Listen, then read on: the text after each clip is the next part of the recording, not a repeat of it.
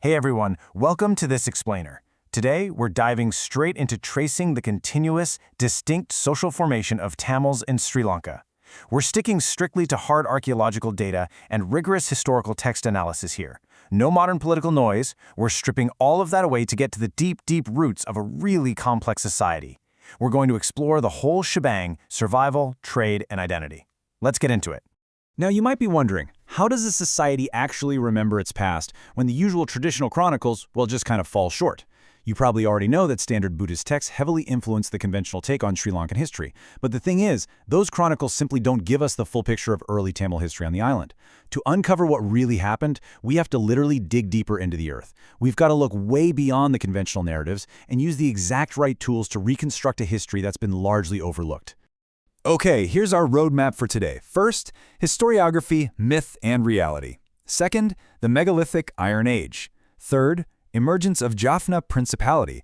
Fourth, the Kingdom of Jaffna. Fifth, colonial-era economic decline. And finally, number 6, the modern Tamil homeland. Section 1. Historiography, Myth and Reality. For centuries, there's been this pervasive 6th century narrative, a myth, really, imagining an Aryan migration to the island. It completely conditioned how people thought about the region. But archaeological reality absolutely shatters that myth.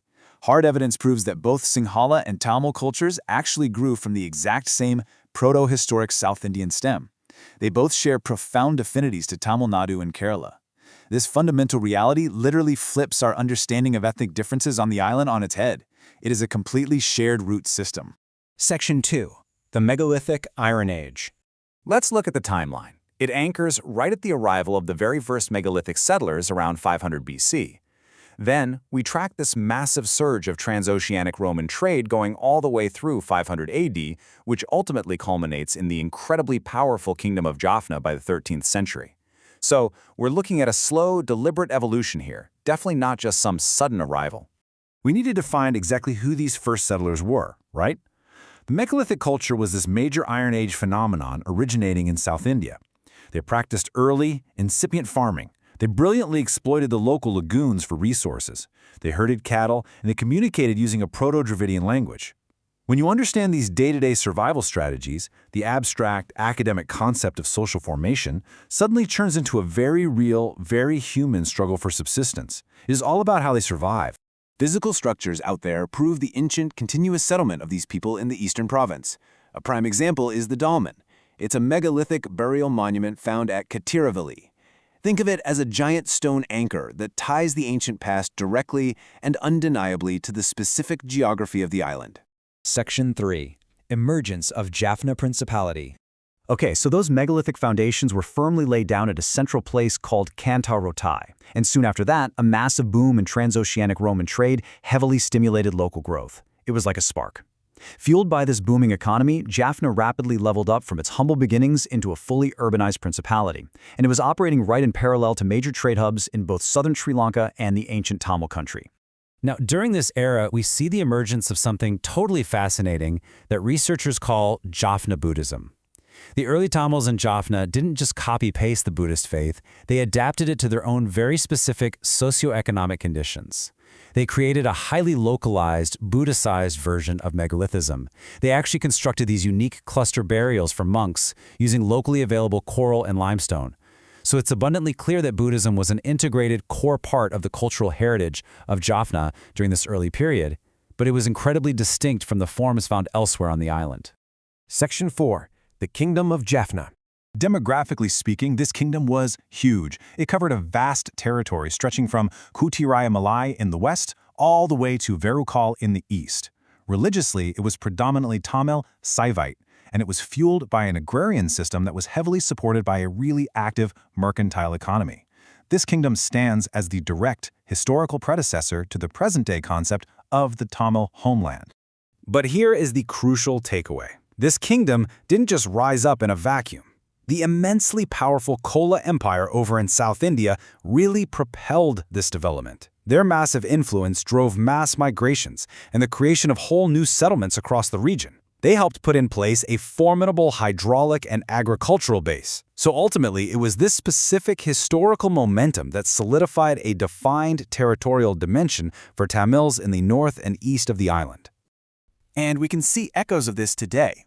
Traditional drummers, like those from Karanagada, represent this ancient, absolutely continuous community. These individuals did far more than just play instruments at temples, They acted as heralds. They meticulously maintained the family records of feudal lords. They practiced medicine and astrology. They were literally sustaining the social fabric of the region and keeping an ancient dialect alive generation after generation. Section 5. Colonial-era economic decline. Now, let's trace the colonial impact because this is where things take a hard turn. The Portuguese and the Dutch initially maintained Jaffna as its own separate administrative unit. However, the late British era was just absolutely devastating to their economic independence. British policies artificially forced reliance on these Colombo-centric plantations, and in doing so, they permanently severed the traditional life-sustaining trade routes with South India. At the exact same time, missionary education was actively redirecting the population away from traditional trades and funneling them into white-collar jobs. This wasn't a natural evolution, it was an artificial economic shift that triggered severe economic imbalances and basically planted the seeds for the modern ethnic tensions we see today. Section 6. The modern Tamil homeland. The source material defines the Tamil homeland not just as some modern political idea, but as a hardcore historical reality born directly from geography. It is a contiguous territory that historically acted as a totally crucial buffer zone between the Sinhalese social formations down to the south and the massive South Indian social formations up to the north. It essentially evolved as a parallel, completely distinct regional variation operating within the much broader South Asian framework. I want to read a really profound conclusion straight from the source material. Quote, "It was the subsistence pattern that had determined place, status, and geopolitical affinities of this social formation." End quote. What does that mean? It means that abstract notions of nationalism didn't build this society. Practical, everyday survival, farming the land, trading across the water, and adapting to the very specific environment of the North and East, that is what forged their enduring geopolitical reality. Which brings us to our final thought. For centuries now, political solutions have so often just completely ignored the fundamental economic and geographical realities of this region.